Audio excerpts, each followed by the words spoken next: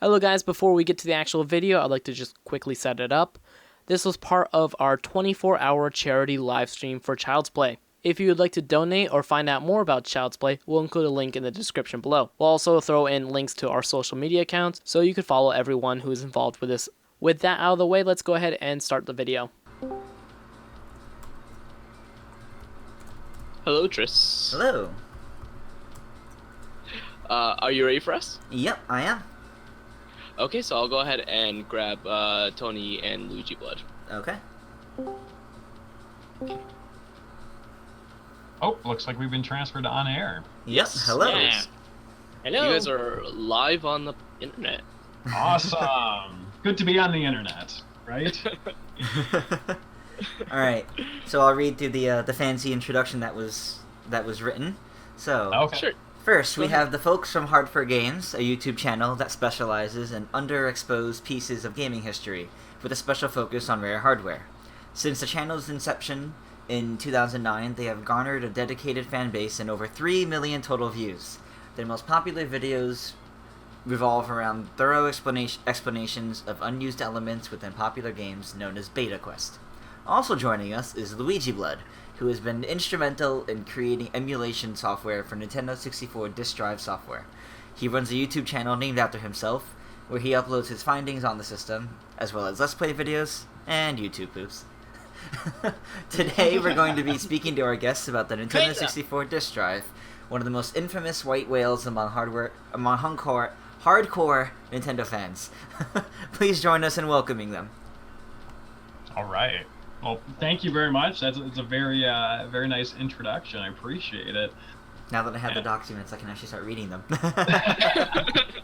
There you go.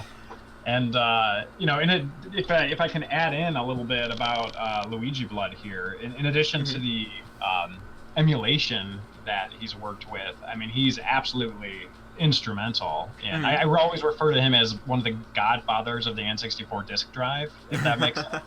Because he is just absolutely instrumental in the preservation of software that's found. I mean, he is like the center, like the nucleus, of kind of that community, if you will. At least I consider him to be so. So maybe I don't know. I don't think I can say I'm that much, but I've done a lot of things. But I don't think my YouTube channel it's much messier than that. It's not just YouTube poops or anything like that. It's much worse than that. No one will be able to understand it. So Yeah. LuigiBlood has also done work on the Satellaview. yeah. Yeah. So he's done quite a bit for preservation and learning more about video games. Definitely. Well, Oh yeah, thanks, big time. thanks to the site review, I was able to be motivated enough to do 64DD. I had all the experience that I've accumulated, so it really helped a lot. It's funny that you should mention the Satellaview, because in one of my videos that I did a month or so back, I mentioned one of my biggest gaming regrets, which was not backing something up first before I booted it up. And this is kind of before I knew about preservation and before I kind of had the mindset that I do now. So basically, I had the Satellaview BSX cart, which, for those of you that don't know, you could download Satellaview, basically satellite to radio broadcast games, and the content of these are generally pretty rare, and I accidentally cleared it. Oh. So yeah. So I was originally going to do a Satellaview episode, but I was just so mad at myself that I just never did it. And actually, recently, LuigiBlood, actually as recently as a couple of hours ago, he was working with me to help restore the content that had cleared, because some of the content, it looks like, was just sort of you can clear it, but it still exists, basically. So some of that is actually recoverable. Okay. So, he does a lot of stuff with the DD, but also, I mean, the Satellaview is definitely going strong, and personally, he's helping me clear up one of my biggest gaming regrets, as I said. Yeah, we were able to get it back as it is, and also we were able to check what was in there, what was replaced, because since this is downloadable content, you can just overwrite on the content, and then there might be leftovers, and we found leftovers on his dump of his memory pack, and it seemed interesting, but I don't know what it is yet. Yeah, because it's still incomplete. Yeah. It's a work in progress. Sorry, I didn't mean to commandeer. I'm sure you had my questions and stuff. I just was like, oh, No, that's okay. Like a couple of hours ago. Well, like maybe I'll chime in here, but yeah, sorry to interrupt. But I just thought that was kind of neat because a lot of the stuff that he's doing for like the DD, I mean, it kind of goes across a bunch of different systems. Yeah, and I know he's done some work with other systems as well. Other like the SNES, for example. Yeah, well, this Teleview is part of the SNES, but yeah, he's definitely done. But in general as well. I still feel better with the SNES. Yeah. The N64 is still very complicated to me. It does a lot of things that really triggered my mind a couple of times. I felt like it was really weird at moments because it was not my experience with the Super Nintendo. So yeah, it was something. So how did you get involved with file preservation and video games history, LuigiBlood? Actually, that was when Satellaview. I was interested on Satellaview. At that moment, I was making a homebrew for it, just for the sake of it. Right there, no critical hit. Nope. So that's. Sorry, guys. I was trying to log into Twitch so I can interact with the chat, and I didn't realize that it was just going to autoplay something. I apologize. No worries. Go on, sorry.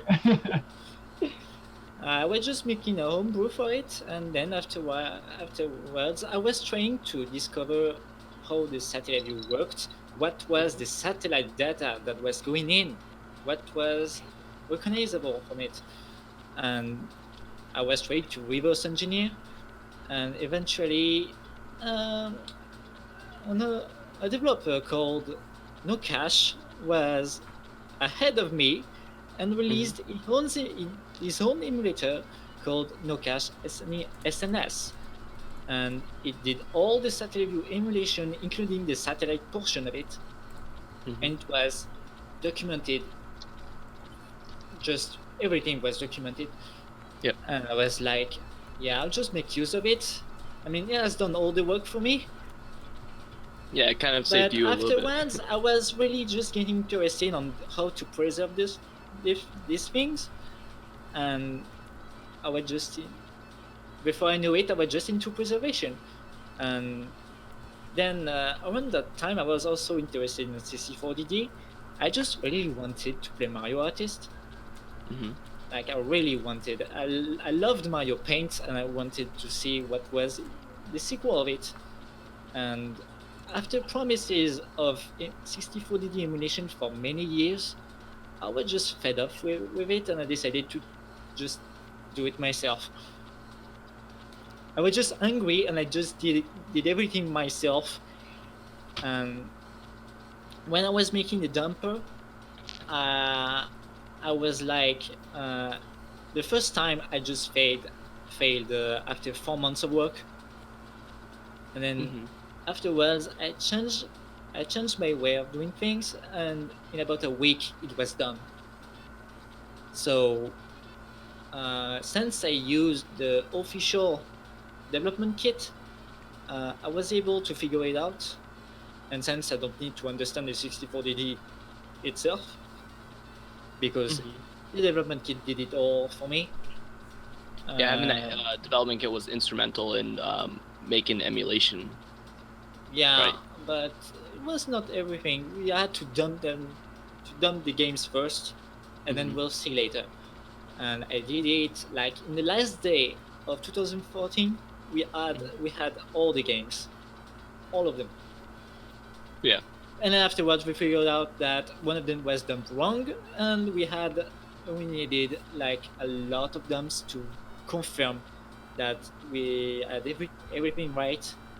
Hmm. And eventually, we got Super Mario 64 this version alongside the dump that was wrong, which is now right. Yep. And now that I think about it, but just quite a lot of work.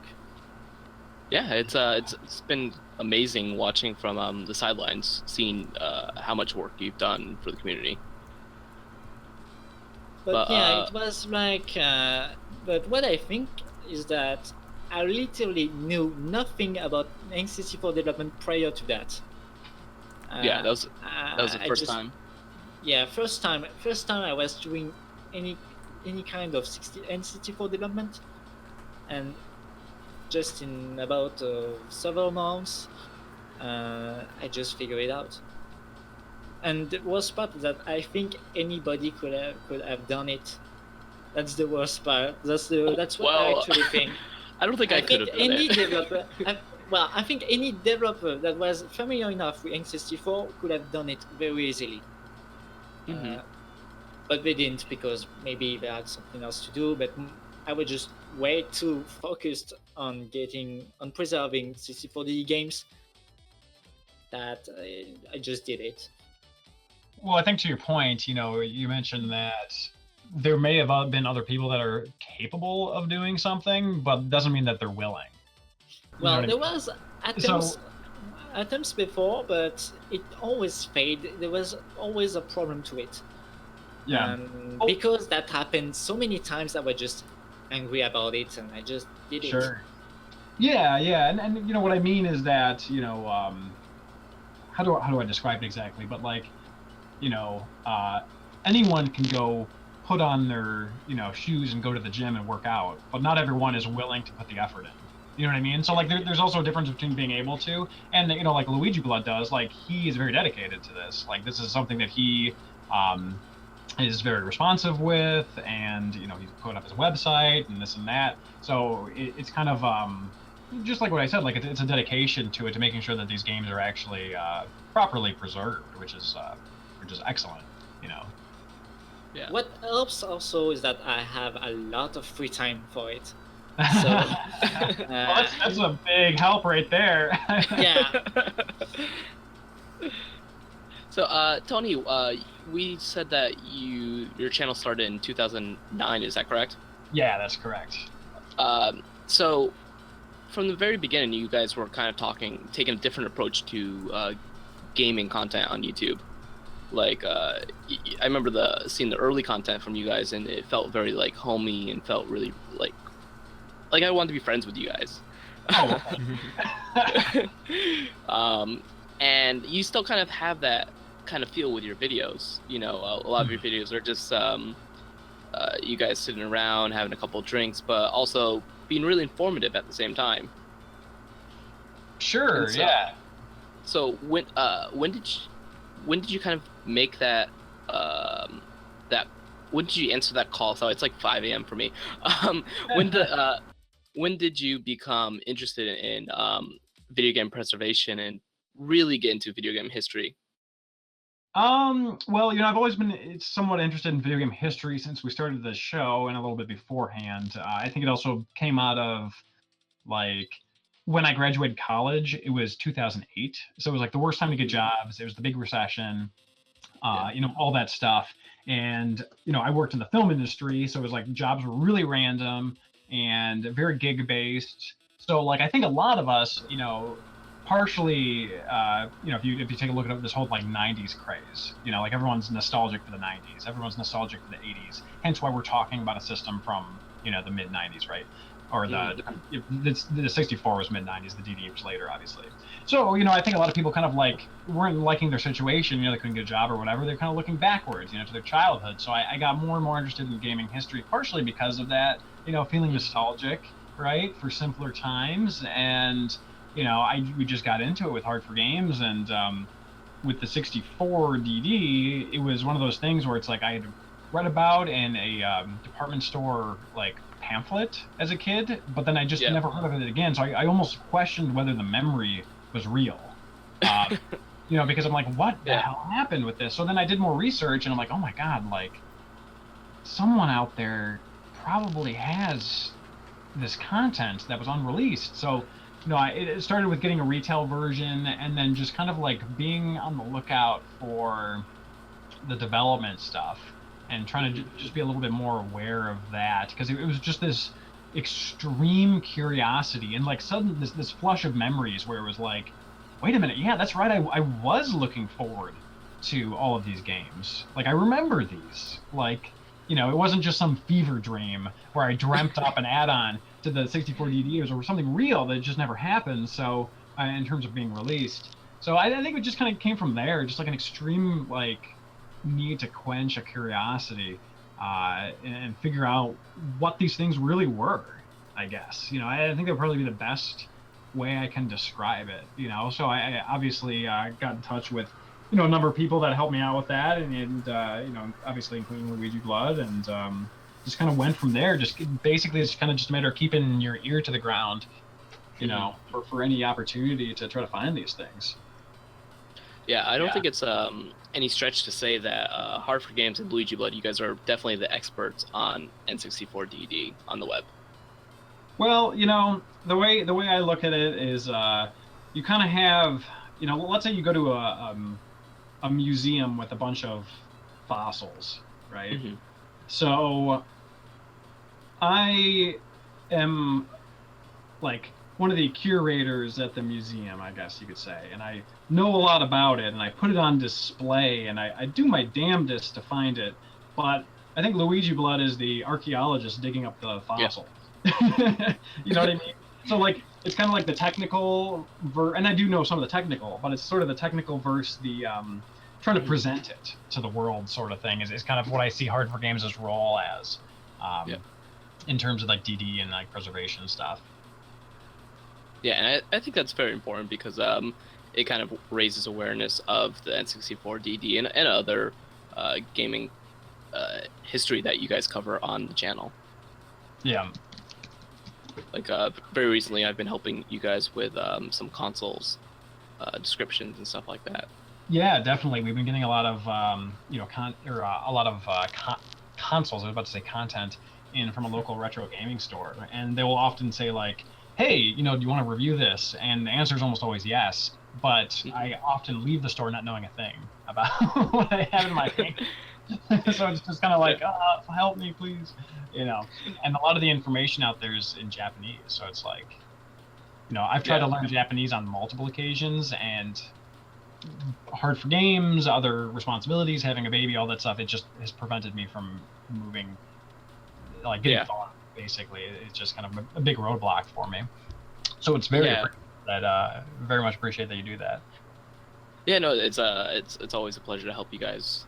Like I said, I'm a big fan of your channel, and a big fan of LuigiBlood as well.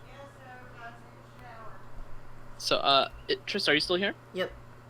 Okay, if you, I didn't mean to take over the interview. Oh but no, if you that's all right. If you want to go ahead and ask a question, please go ahead. I guess just, and this isn't even on the interview question thing. This is literally something that just came to mind listening to all this. Is how do you go about teaching people about this? That like me, until really hearing about this, knew absolutely nothing about this. How do you teach that it is something that was meaningful or could have been meaningful? LuigiBlood, did you want to go first on that? Or do you want me to go? I don't have an answer to this. So the question is, how do we teach people that it's meaningful or important? I mean, I think that the argument could definitely be made that who cares? Yes, but You know, I mean, like, it's over, it happened, you know, like, whatever, it wasn't released for a reason, obviously something was wrong with these games that we were looking for, they weren't complete, blah, blah, blah. But you could say the same thing about Star Fox 2, and it was completely complete, it was a good game, right? So, you know, or you could say stuff like, oh, why are you looking for Urizelda? Who cares? If they did Urizelda, we wouldn't have had Majora's Mask, you know? So, Right. like, there are, like, legitimate reasons to be like, you know, come on, you know, who cares? But I think that there's, especially with the disk drive, but also with unreleased games in general, you could also make an argument that in certain cases they were kind of sitting on gold, but they didn't know it.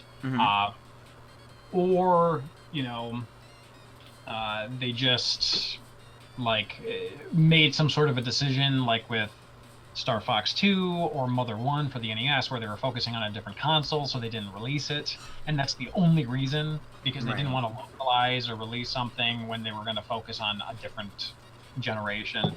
But I think when it comes to, like, sort of, you know, quote, educating, I think just entertainment's the best way to do it. I mean, you know, I think sparking people's curiosity and then realizing that there could have been something more to one of their childhood games is, I think, very enticing for people. You know, it's like, oh yeah, I've heard of Earthbound. Wait a minute, there was a sequel? Wait a minute, it was supposed to be for the N64? Wait a minute, it was canceled?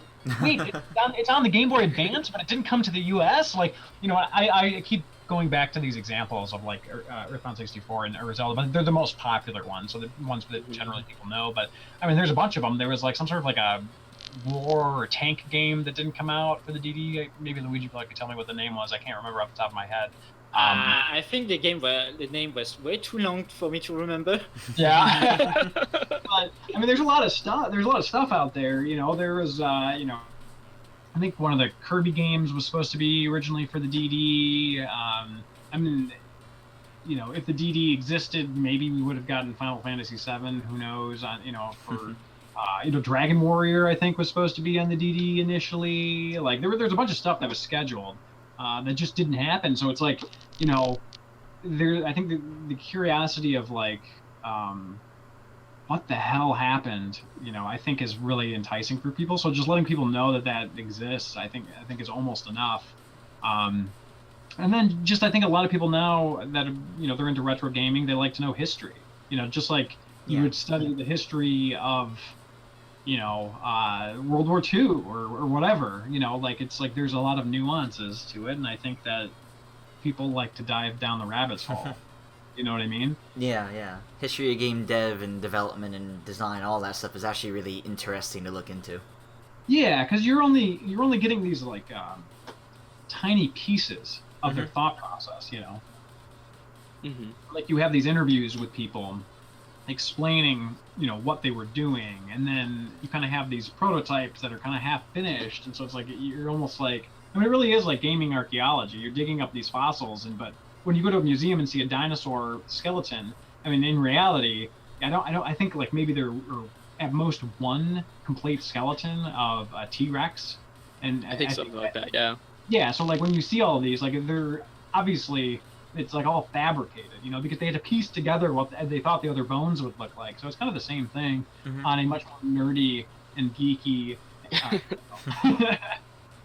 little bit more specialized subject. Yeah, I mean, and definitely more important than real archaeology. Oh, yeah. I'll make that argument. I think it's The very N64DD is way more important than a T-Rex. Oh, yeah, I mean, Yeah. Lame old T-Rex. I mean, who cares? So, whatever. Like, don't they keep on arguing if it had feathers or not? Like. Yeah, I mean, how dumb is that, right? We're talking about Kirby over here. I mean, Kirby could have feathers, he could not have feathers, you know? Like, and here they are thinking about the history of the world. So dumb. But, I don't know. I saw Kirby with feet. I don't think I want to imagine Kirby. Exactly. I saw that too.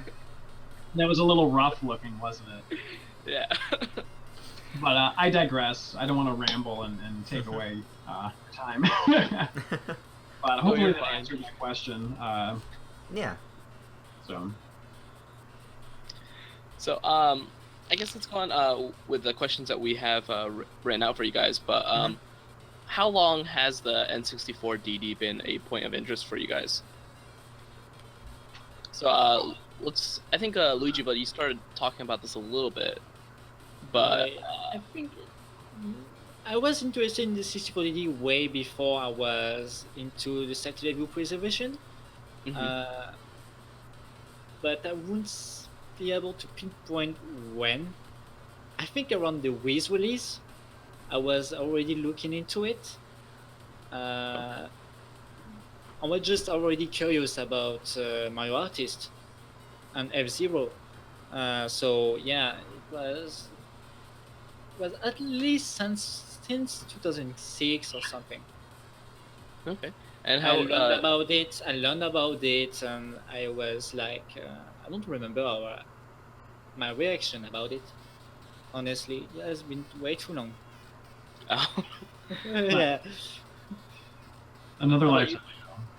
How about you, Tony? Well, I mean, at first I was really just interested in playing, Mhm. so I ended up getting one at a really decent price, even for the time. And basically, I mean, I think it was like 2009, something like that. Mhm. So, I mean, I just played it, and I remember, excuse me, I had bought Doshin the Giant first before I had a DD. I was just like, I have to have a piece of this. Like, I really just want a piece of this. And it was really cool. It comes with like a sleeve and this and that beautiful artwork. I couldn't play it because, of course, I didn't have the system. And, Mhm. you know, so eventually I got the system and I brought a bunch of friends over and we played it. And, half of us were like, whoa, like this is something. Like I can't believe we were actually touching one of these things, like because it's again like it's something you wanted when you were when I was like in middle school, Yep. or late elementary school. And it's just something you'd never gotten. It's like this childhood toy you were promised for Christmas and your parents never gave it to you. And then like years later you are at some store and you find one and you're like, oh my Yeah. god, I I'm an got, adult. I can buy this now. yeah, I can do whatever I want.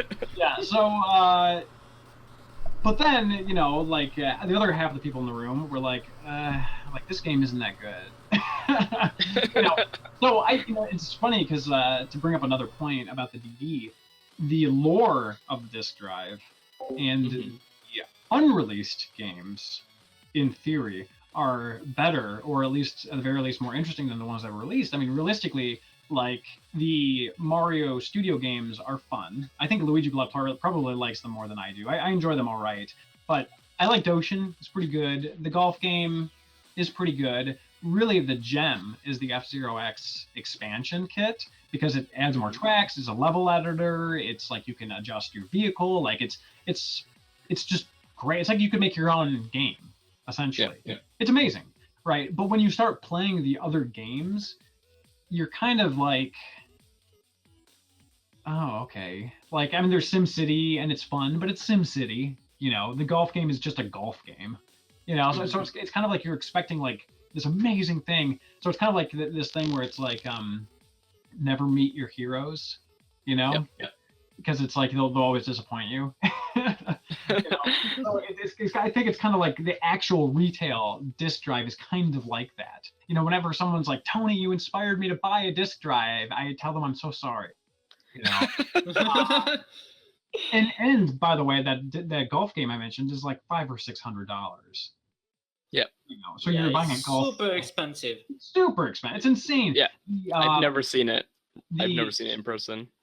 There's an expansion for Doshin the Giant that Mhm. basically is something to the effect of called Tinkling Toddlers to the Rescue or Yeah. something. Basically, they piss hearts, and all you do is you pee on people for little cutscenes.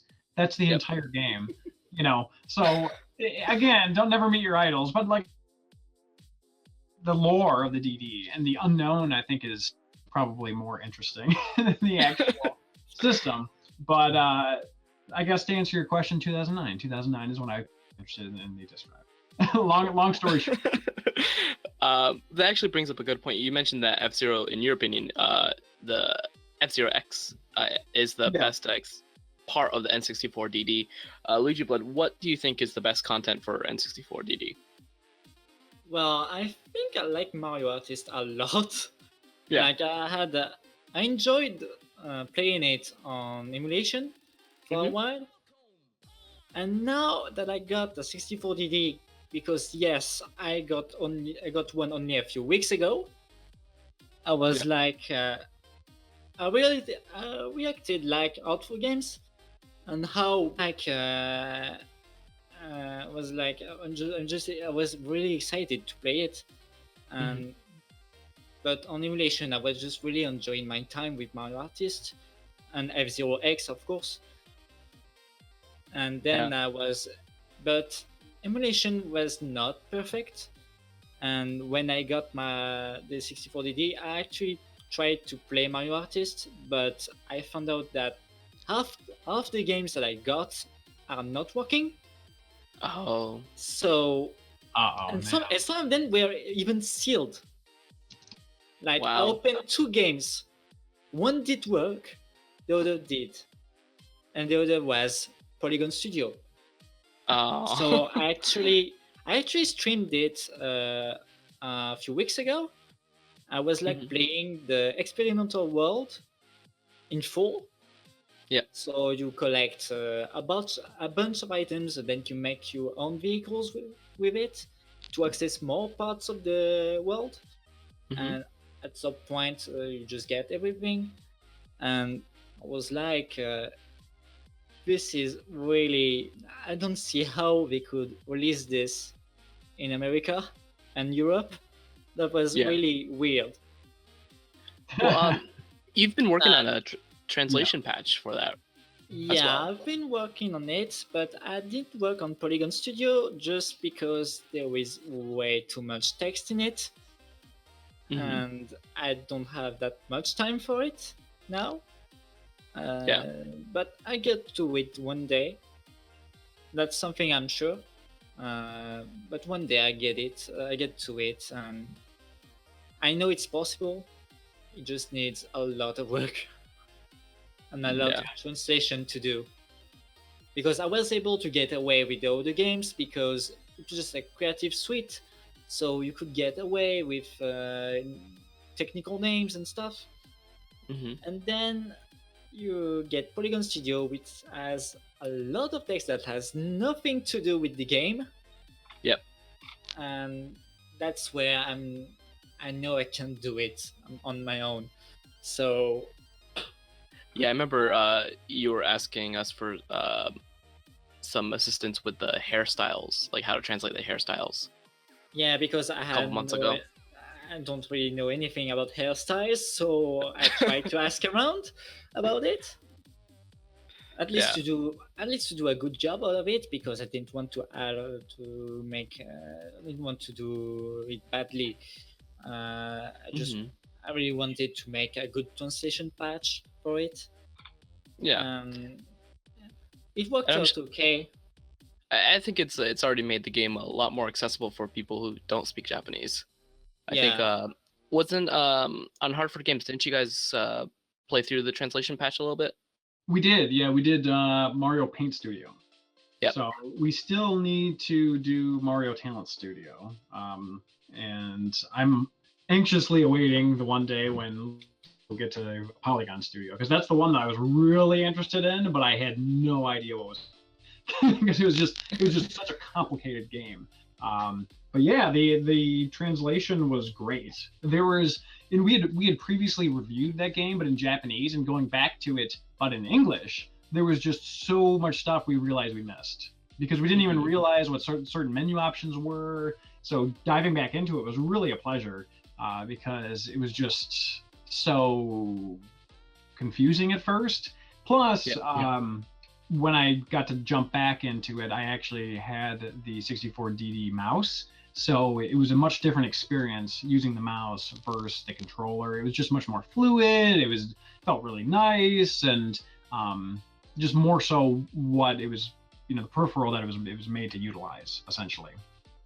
So, Mhm. but on the point of the studio games, going back to a previous question of like why should people care? Like, a lot of people like Mario Paint, and I think they'd be surprised to learn that Mario Paint Studio and all of these other art suites were created for the 64, but they didn't know about it. But when you do the research, there were like 3 or 4 other like Mario Artist games that were supposed to come out. There was supposed to be like a disc jockey and like a text editor game, which I don't know how that would be a game. I guess it was just a piece of software. And then there was one called Game Maker. But so basically what you were to do, and LuigiBlood can correct me if I'm wrong, but based on my understanding of what all of these things were and being able to interface with the communication disk, which is literally just a piece of software to communicate the artist games together, you could probably connect all of these things and create your own game via like 5 or 6 different pieces of software. Yeah. That's the entire point of it. Yeah. Yeah. So even the 3 games that were released, they were all compatible with each other. Yeah. And the communication kit was just there to upload to RunNet, and with some bonus content for it, and that's about it. Don't they have some interactivity with F-Zero X? No, they don't. I don't believe F-Zero X. No, I think primarily just with each other and RandNet. Okay. I thought the original idea was like to be able to edit images and stuff like that, and then upload those into games and stuff. Well, that was the case in SimCity 64 at least. Yeah. Oh, okay. I was thinking, and I'm sorry. Some games Doshin does, I think, but I don't know really. I've heard about it, but I don't know how that is done. With Doshin, I think 1 and 2 are connected, right? Yeah. So at least those. Yeah. Yeah. So Doshin 2, what you would do is you would pee on someone, and then based on who you took a piss on, they would like say it would go to a black screen and they would say, "Hey, put in Doshin 1." And you put in Doshin 1, it would check to see how far you were in the game, and based on how many monuments you got built, because basically it's a god simulator and you're trying to get people to make monuments to yourself, it would give you a certain reward for how many you got, right? So like, and then the reward would often be like a cutscene. But basically that game, the interactivity is like really loose when it comes to interactivity. It's basically swapping discs to see like 5 to 10 frame per second black and white like animation. Like it's not a game. it's software, I guess you could say. But a point that I was going to make about the Mario Artist is, imagine, if you will, oh geez, I'm totally blanking on the name now. The Wii U game where you can make Mario, right? That's just what it's called. Super Mario Maker. Super Mario Maker, perfect. Super Mario Maker, of course. So imagine that, like 15 years ago, 16 years ago, and with polygons. Not necessarily making a Mario game, but imagine Nintendo allowing you to create your own, from the ground up, game on the N64. So when you think about it, the DD was really, it had the idea was to create games for it, of course, but it was also to be able to sort of create software for like creative suites that could interconnect, and so you could actually build something like real for yourself. You know what I mean? Like it was kind of an interesting concept for the time, and you could see why it all fell apart, right? Because it's just so complicated. You have like 6 or 7 different discs you're trying to interface with, with each other. Yeah. It's kind of, you could just see how that'd be a living hell to produce. Yeah. Making sure that everything connects properly, it would just be a programming nightmare. Oh yeah. Yeah, it would be a mess. And I'm sure it was a mess. That's why it failed. Yeah. There's no ifs, ands, or buts around it. Think like 15,000 units were shipped, something like that. So. Yeah, there was really not much units of it. No, not at all. Yeah. So we heard from LuigiBlood a little bit about that he just acquired his N64DD, his first physical one. But Tony, when did you first acquire your 64DD unit? Because I think you have 2. Is that correct? I have 2, but I've gone through 3. So okay. Currently. So yeah, the first one was a retail unit.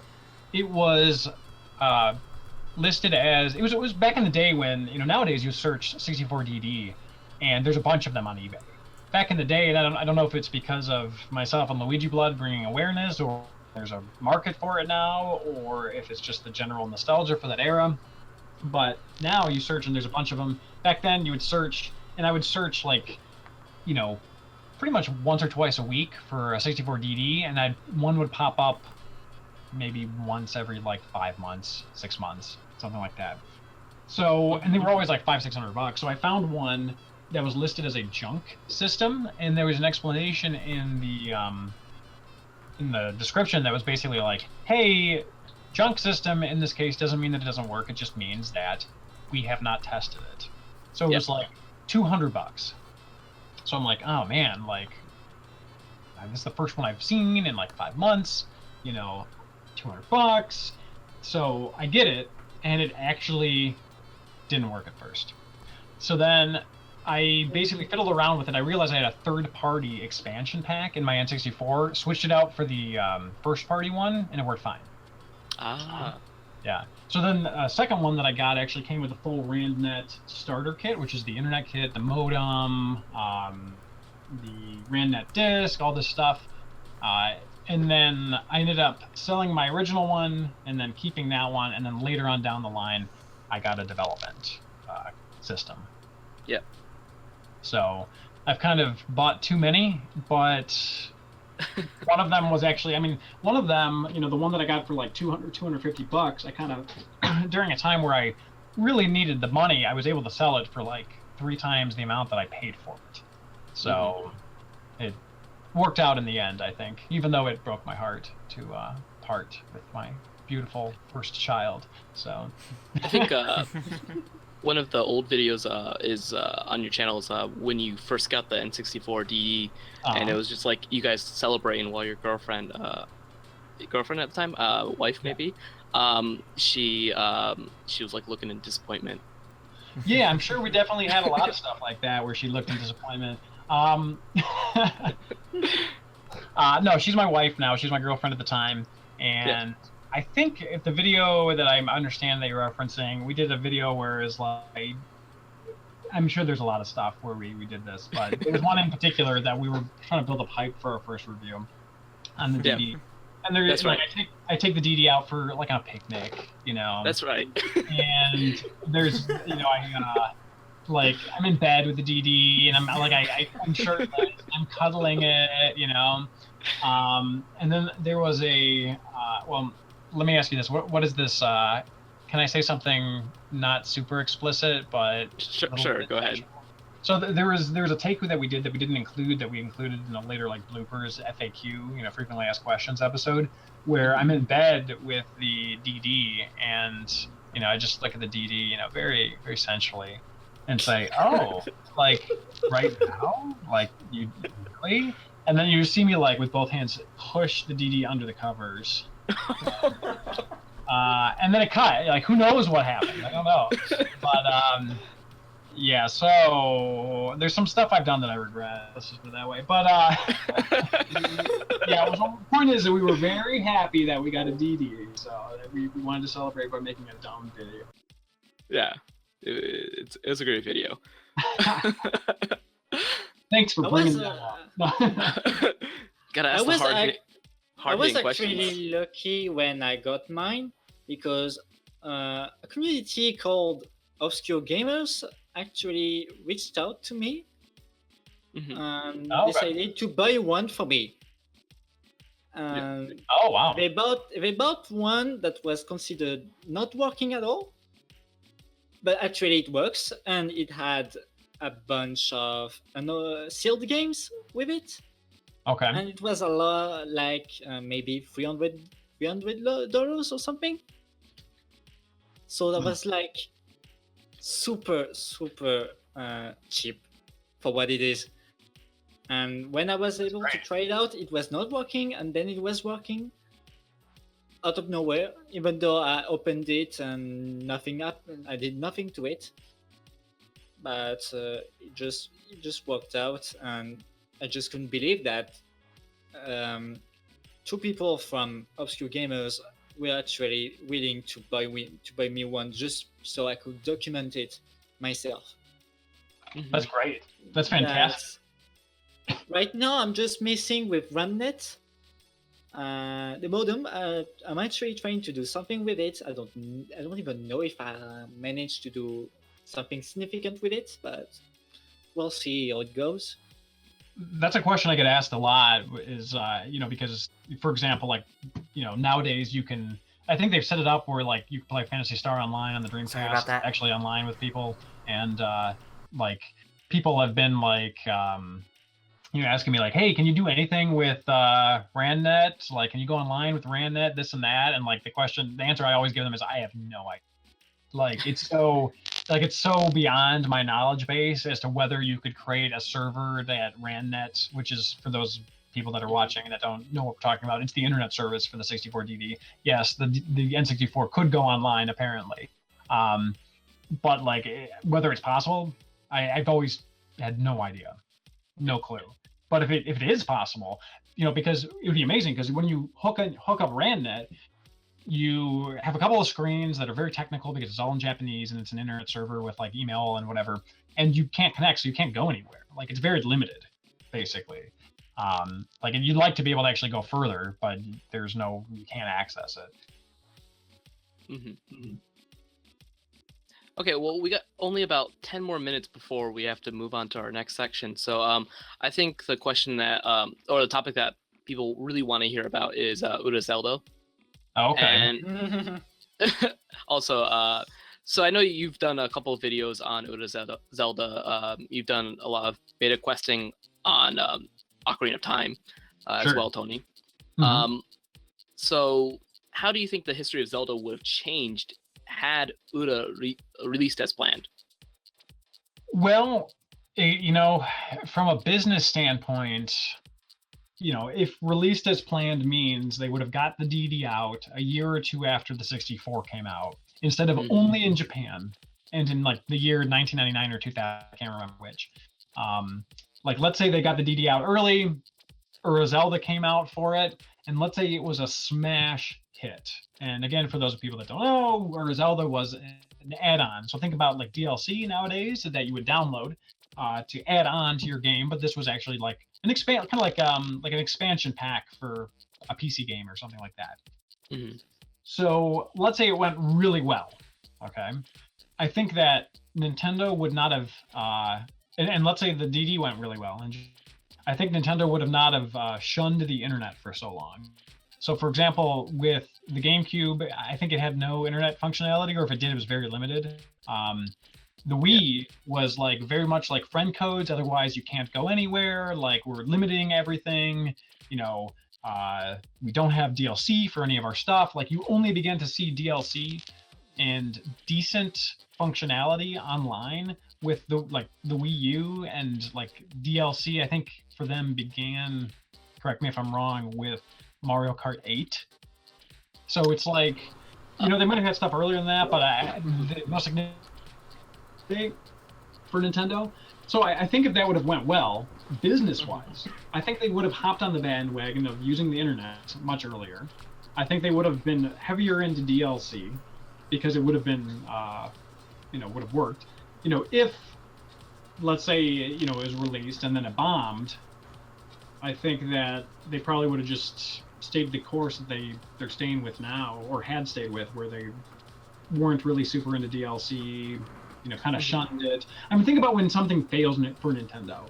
Think about how begrudged they are about it. Like, they never mentioned the Mother 3 still hasn't come out in the US because Earthbound didn't sell well, right? Mm-hmm. So imagine if they would have come out and didn't sell well.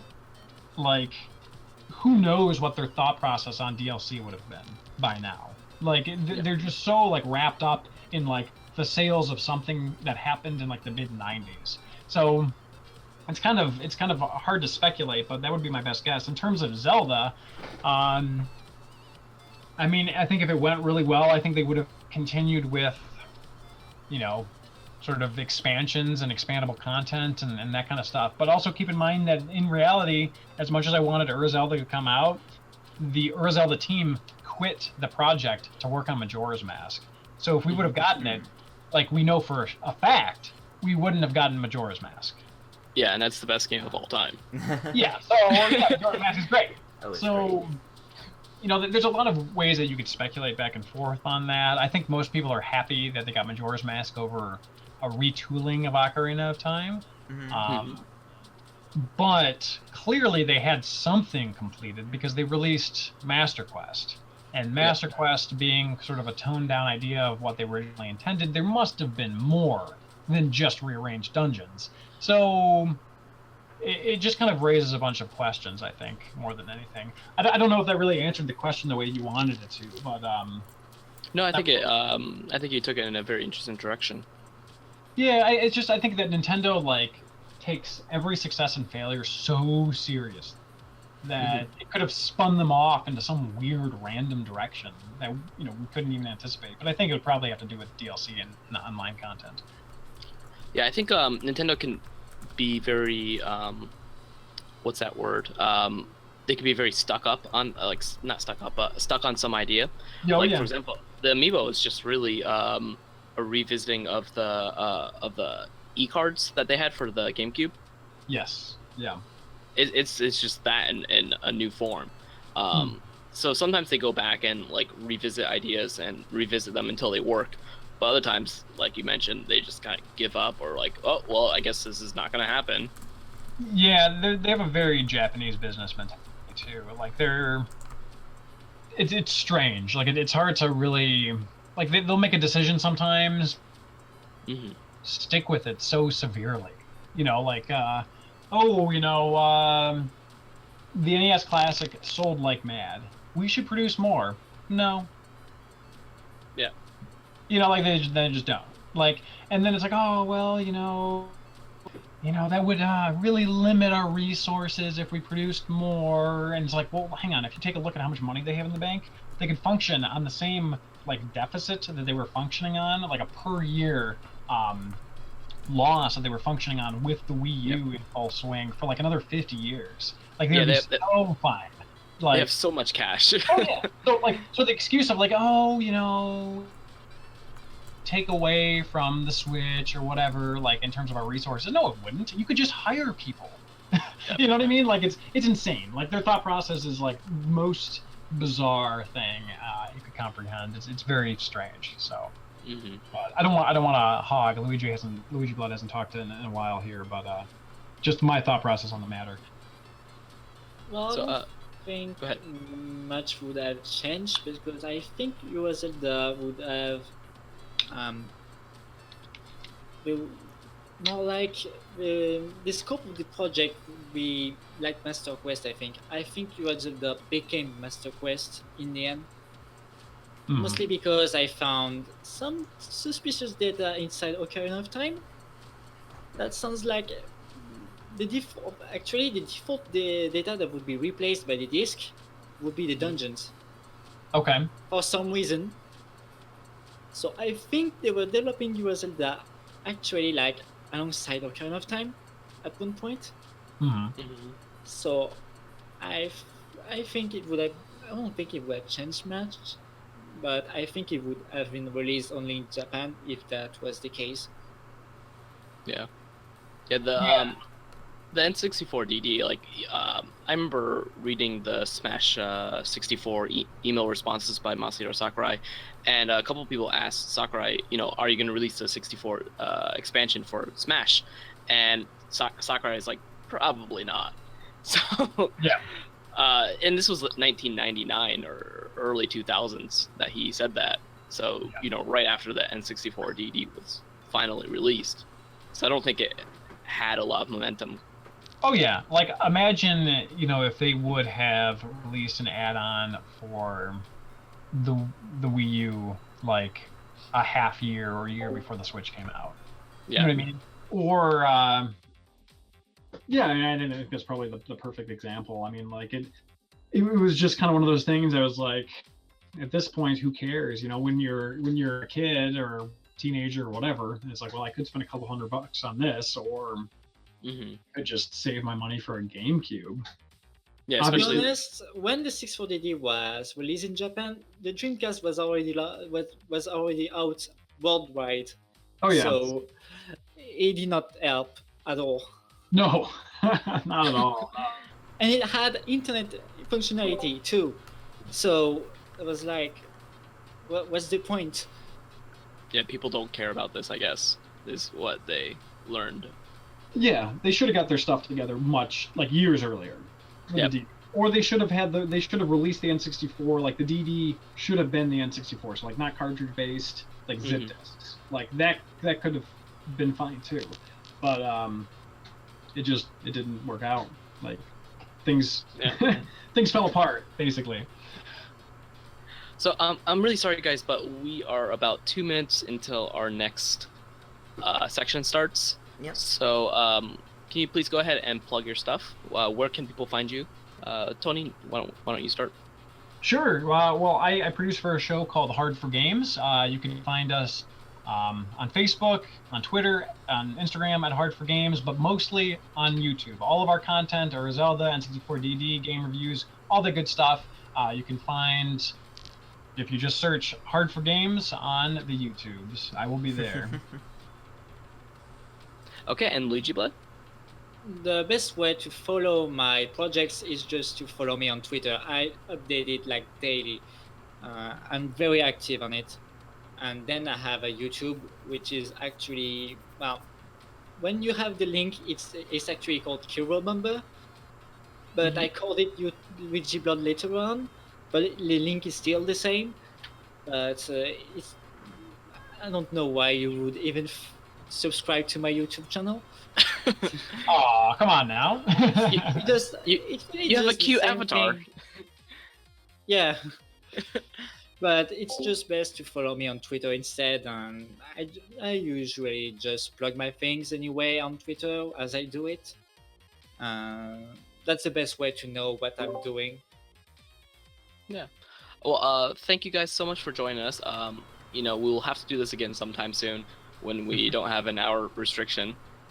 Yeah, sure. Absolutely. Thank you so much for having us, and for everybody in the chat, don't forget to donate. They're doing this for a really good cause, so anything that you guys can spare would be appreciated.